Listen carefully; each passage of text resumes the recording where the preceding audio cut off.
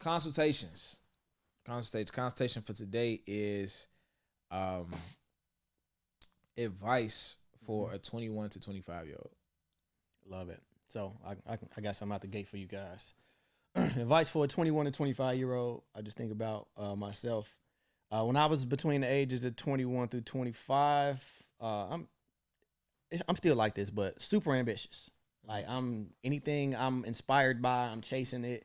Like any dream I have, I'm finna try to, I'm chasing it. Like my aspirations are high, my energy is high. I'm on go. I believe in myself to the maximum extent. Mm-hmm. The downside, I would say, I ain't gonna say the downside. I would give the advice for a 21 to 25-year-old who's in that position and you feel like how I just described, coming from a man who's 33 years old, I would tell you to get a skill, get a high-paying skill, like as a backup plan. You don't have to that doesn't mean your dreams aren't gonna work, but I want you to have a high-paying skill just in case you enter seasons where your dream is on pause. Not as not working, but your dream is on pause for right now because you still need, as a man, you need significant amount of money to take care of yourself and whatever else you want to do. So you can still chase your dreams on the side, but in those younger years, get that skill so you can have it in your back pocket and continue to chase your dreams. You may not even, I didn't even need that much money at that young age. But as you get older and, the responsibilities increase and stuff like that, you definitely will want to have a high-paying skill in your back pocket where, times get hard, you can easily go make money off that skill. So that's my advice for you guys. Okay. I'm going to say this. Now, I usually give the same advice to all young guys, and that's that get up 2 hours earlier than you usually do. Yeah. And use that moment of solitude to have a morning routine and do things that progressively get you one baby step better. And it's a lifestyle that you carry for years and look at the progress over 2, 4, 6, 8 years. You get what I'm saying? But I've given that advice a million times on this podcast. If you haven't heard it, go back to the episode Win the Morning. Now, this is some different advice I want to give. Okay. Talk to always at this age. This is not for grown men. 21 through 25, you focus on yourself. You're not trying to get married, right? Right.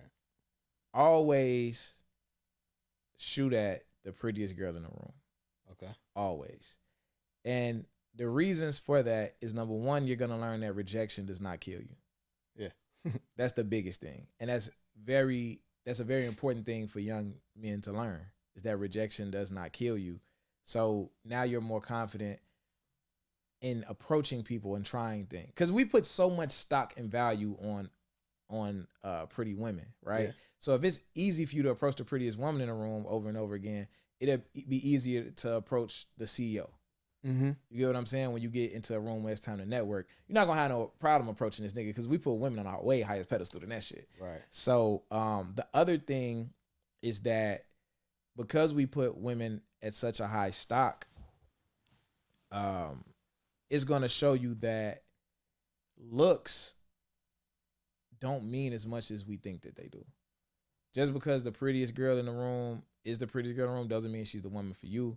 Mm-hmm. And I think a lot of times we put looks on such a high pedestal and we make ourselves afraid to shoot those shots that we don't really deal with very attractive women. And then we keep them on that pedestal because we don't know what it's like to deal with them. You never learn that these women can be assholes too. These women could be worthless too. You never learn that if you don't deal with them. Right. So you keep them on that pedestal forever.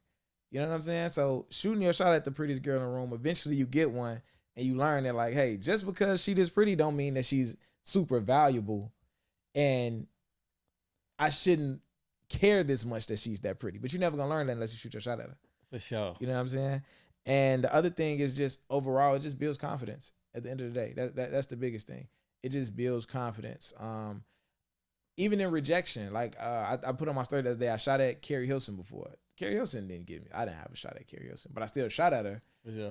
She might be the prettiest girl in the city. Right. You know what I'm saying? That's that. I was in Atlanta. But she told me I was cute. So I get back to Chicago. It's like, y'all can't tell me shit. Like, Carrie Hilson think I'm cute. Like, I don't give a fuck. We on 79th and Cottage Grove. I don't give a fuck how you feel about me. Like, Carrie Hilson think I'm cute. I shot at Christina Milian. Milian, I think is how you say it. Milian, yeah.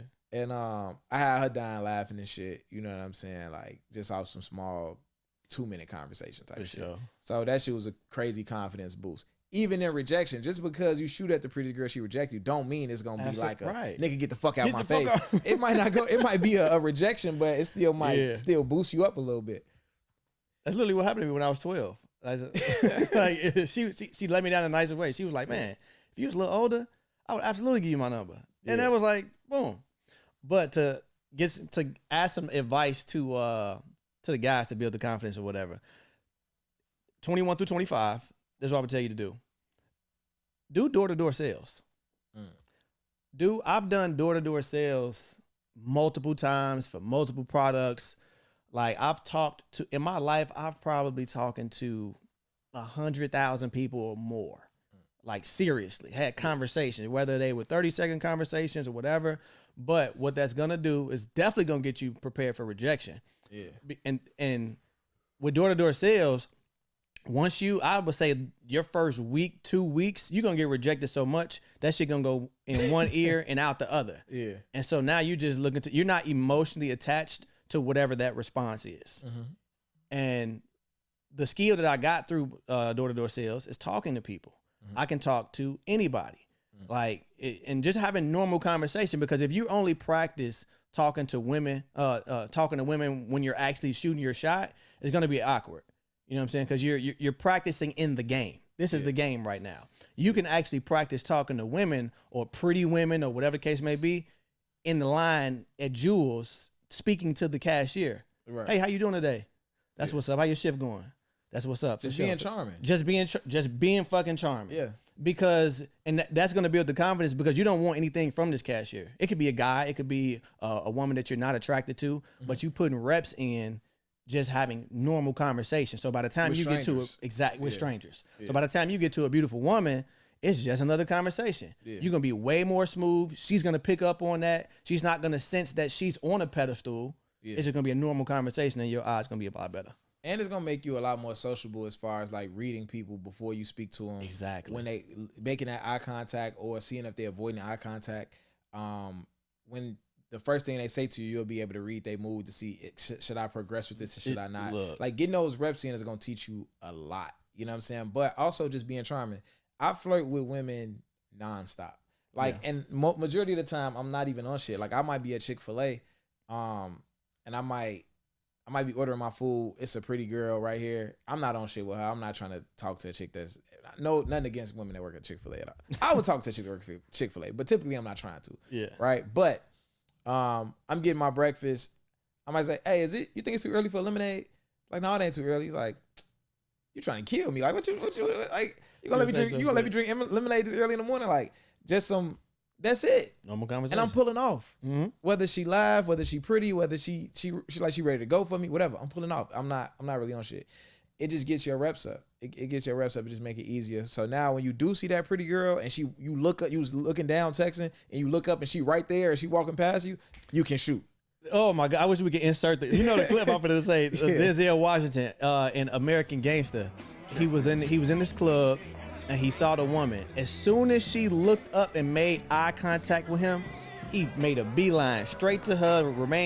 The shit was smooth as hell. That's how you need to be if you in a party. If you catch eye contact with a woman and she like looking at you and you can see an interest, go straight up to her. Do not wait till tomorrow and DM her and say I saw you in the club. Yeah, this is my place. Why is it Cosmos?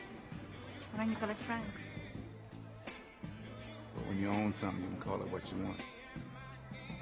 Smalls. Or Frank's. Frankie Swans. Smalls Frankie. That's right. You wanna let my hand go? Okay. You leaving? No, I was going to my table. Okay, you need somebody to go with you? Yes? Mm-hmm.